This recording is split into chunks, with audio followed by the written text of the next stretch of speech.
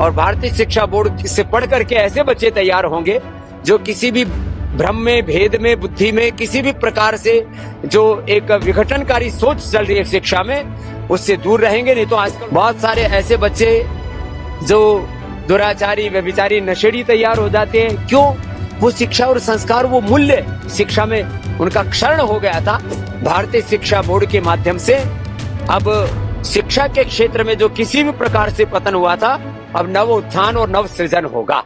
आजादी के 75 वर्षों बाद देश के प्रधानमंत्री श्रद्धेय नरेंद्र मोदी जी और देश के गृह मंत्री अमित शाह जी के संकल्प से और भारत के शिक्षा मंत्री श्री धर्मेंद्र प्रधान जी के पुरुषार्थ से ये शिक्षा की आजादी के आंदोलन का एक तरह से नया सूत्रपात हुआ है भारतीय शिक्षा बोर्ड के माध्यम से, जो भारत सरकार द्वारा गठित और पतंजलि उसकी एक स्पॉन्सरिंग बॉडी है, उसको संचालित करने के लिए और सनातन और भारत बोध के साथ, आत्मबोध के साथ, चरित्र निर्माण के साथ, राष्ट्र निर्माण के ऐसे योद्धा जिनका व्यक्तित्व, चरित्र, नेतृत्व ऐसा हो, उनके भीतर ज्ञान की और अलग अलग प्रकार की कुशलताओं की सारी क्षमताएं ऐसी हो कि वो विश्व में कुछ नया कर सके।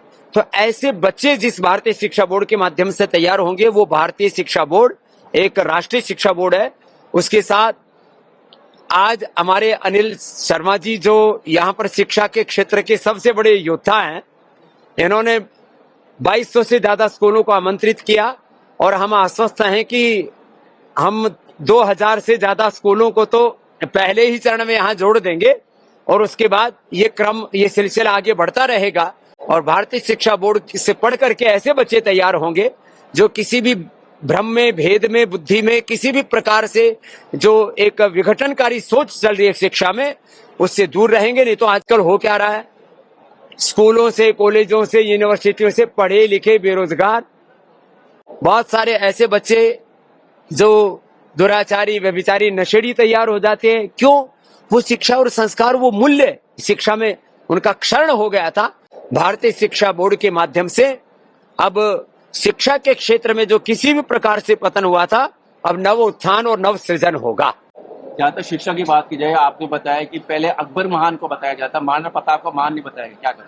तो ये जो इतिहास में झूठ पढ़ाया जाता था, आक्रांताओं को, विदेशियों को, आतताइयों को, आक्रमणकारियों को यहाँ पर महिमा मंडित किया गया और महाराणा प्रताप, छत्रपति शिवाजी महाराज और जितने हमारे चंद्रशेखर, राजगुरु, सुखदेव, भगत सिंह से लेकर के 5 लाख से ज्यादा हमारे वीर वीरांगनाओं को जिस तरह से आतंकवादी और उनको एक तरह से कमजोर करके जो दर्शाया गया था, अब से ही इतिहास भी बच्चे पढ़ेंगे और शिक्षा में सारे वेद, दर्शन, उपनिषदों का, सारे पुराणों का, सारी हमारी सांस्कृतिक विरासत का, भारत की समग्र आध्यात्मिक यात्रा का भी इसमें समावेश होगा। योग के बाद आपने बात करी स्वरोजगार की, स्वरोजगार के बाद अब आप बात करें शिक्षा की, क्या करें? हाँ, बस यही कहा मैंने। अब शिक्षा की क्रांति, पहले योग की, आयुर्वेद की, स्वदेशी की हमने क्रांति की। भारतीय शिक्षा बोर्ड से ये शिक्षा की 21वीं शताब्दी की बहुत बड़ी क्रांति होगी। पूरी दुनिया भारत से सीखेगी, ऐसा भारतीय शिक्षा बोर्ड आगे बढ़ेगा।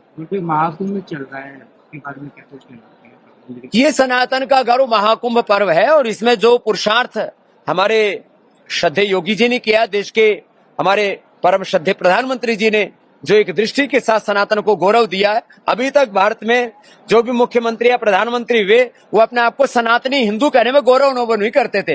पहली बार ऐसी सरकारें हैं, उनका वो कहते हैं कि हमारा सरोकार सनातन से है, हमें सनातनी होने पर, हिंदू होने पर गर्व है और उस सनातनों के गर्व को महाकुंभ पर्व पर पूरी दुनिया ने देखा है।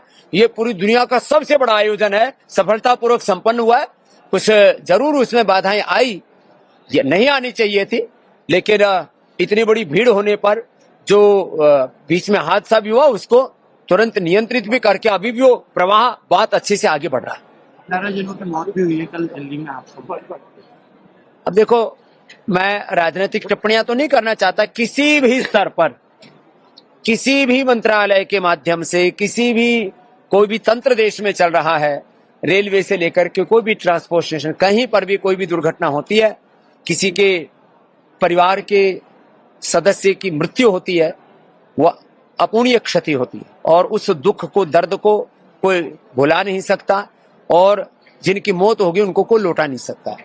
योग क्योंकि आज से दोबारा ना हो उसके लिए सजग बढ़ती जाए। हाँ, योग के बारे में क्या करें? योग का प्रचार बहुत अधिक हो रहा है लोग। अब तो योग का, आयुर्वेद का, सनातन धर्म का डंका पूरी दुनिया में गड़ रहा है और सनातन धर्म युग धर्म बनेगा।